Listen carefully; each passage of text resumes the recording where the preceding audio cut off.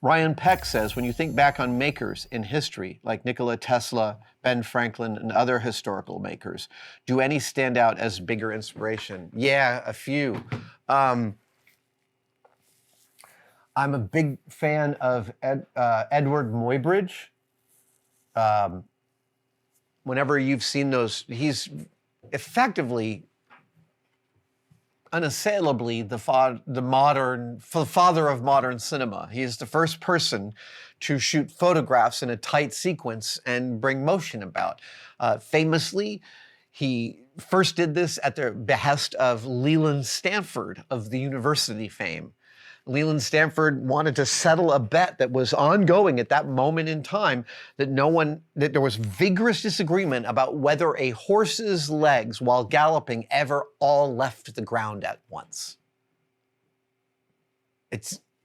I advise you to go watch some footage of horses galloping, because we're so inculcated with how horses move. It's such part of just how we eat, sleep, and breathe. We see it.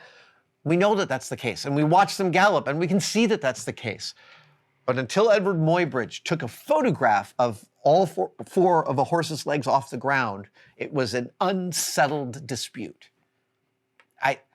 There's few other little things like that there's few things that typify more clearly about that you can't see something until you can see it, and then it's totally obvious. So Eadweard Muybridge is a photographer. He was a photographer, a progenitor of early photography. He went to Yosemite and shot some panoramas and landscapes that are surpassingly gorgeous. And to shoot landscapes at this moment in time meant to load up a burro with hundreds of pounds of oak camera equipment and chemicals and go out to Yosemite, where you're not only taking photographs like this with these big machines, but you're camping as well. So non-trivial enterprise. So Muybridge was famous for that, famous for some amazing panoramas he had taken in San Francisco. And when he was doing this is the 1850s, 1860s, photographs can take 10 minutes to expose, right? This is like the classic thing where everyone had to sit in corsets in the photo studio because the exposure took so long.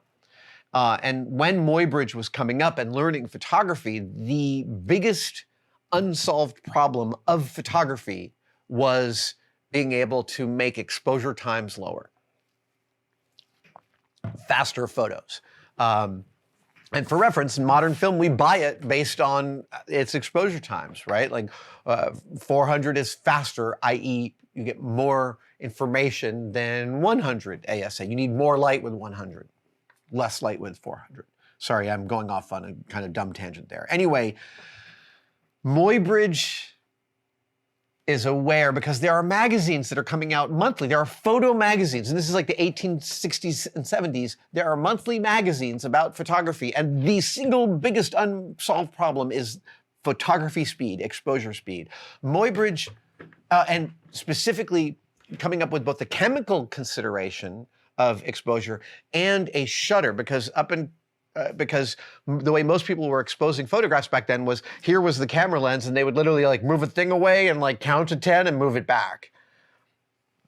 Muybridge built a shutter-based, a curtain-based shutter that solved this problem of the fast shutter. And so he was working with a chemical composition that was faster and working with his shutter. And then he went down to Stanford, and he's there on their horse paddock, and he's shooting day after day. I think in the biography I read, it was like a 3 or 4 day slog where the horse is running past, he's pulling this shutter, not getting anything, developing the film. And each time this isn't film you're putting up. It's you mix the chemicals to make the plate exposable, and that only lasts a period of time. It is this very, very tactile process. But after 3 days of doing this and trying every kind of parameter systematically, one photo has some light and a blur.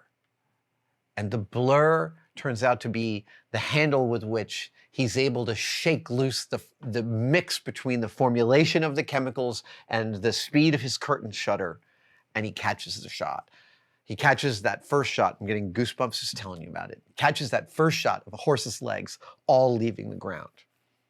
Then Muybridge, so that's the origin story of Muybridge basically solving the biggest unsolved problem in photography at the time, high-speed shutter and fast formulation of the photochemicals. But he doesn't stop there. He then wants to shoot the horse galloping in sequence. And that's easy for us to do. We pick up our phone and it shoots a bunch of frames at whatever rate we tell it to. But back then, understand that for every single one of Muybridge's photo sets, every one of those photos is a separate camera. A separate camera. So he's lining up these like 20 wet plate cameras in a row, making all their chemicals, right, collodion and whatever they're doing, and putting them in, and then setting them all up with his shutters, and setting them up with, they were electromechanical shutters that he built with trip wires, so that as the horse is running, it's tripping mechanical shutters which are making these things go. They're tuned and timed and perfect, and he gets these sequences. I lay that out for you like that, and having spent a lot of time building methodologies to test stuff and muck around with it, and how many times I've spent slogging through like failure after failure after failure, I feel like it gives me a unique insight into just how magnificent Muybridge's achievement really, truly is.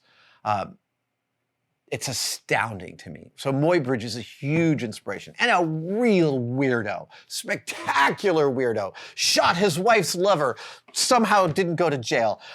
This guy is, yeah, he's spectacular. The best book on Muybridge that I know of is Rebecca Solnit, S-O-L-N-I-T. I think it's called River of Dreams or River of Shadows. I'm always mixing that up. If you look up Rebecca Solnit, she is my all-time favorite nonfiction writer. Yeah, just the most beautiful writing and so clear. Shadows. River of Shadows. Super worth your time. Amazing, amazing book. Famously, she went to a party after writing that book where a man tried to tell her the plot of her own book and could not listen to her when she explained that she had written it. That is an essay called Men Explain Things to Me. And if you're a woman, you probably already know about it. And if you're a man, you should read it right now.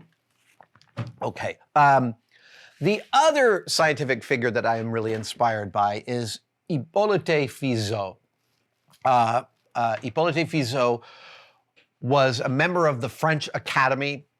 This is before there were universities. This is like rich people with idle time building rigorous methodologies to unpack the world. And this is like the 1820s, 30s, 40s, 50s. Hippolyte Fizeau was a colleague of Michel Foucault, of the Foucault's pendulum fame.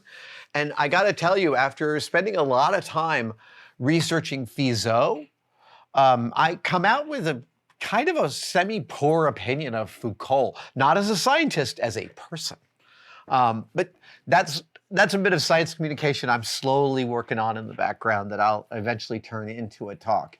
Fizeau was also interested in the early days of photography, and was looking at daguerreotypes and came up with his own novel chemical composition to set daguerreotypes. That is, after they were exposed and you could see the image, a secondary chemical operation was done to make those chemicals stable so that UV light wouldn't fade them and they would remain there. And it turns out that all of the surviving daguerreotypes we have survive because of Fizeau's formulation. And photography was not his main thing. This was like a side thing that he was interested in, but he made a small and significant contribution to the field.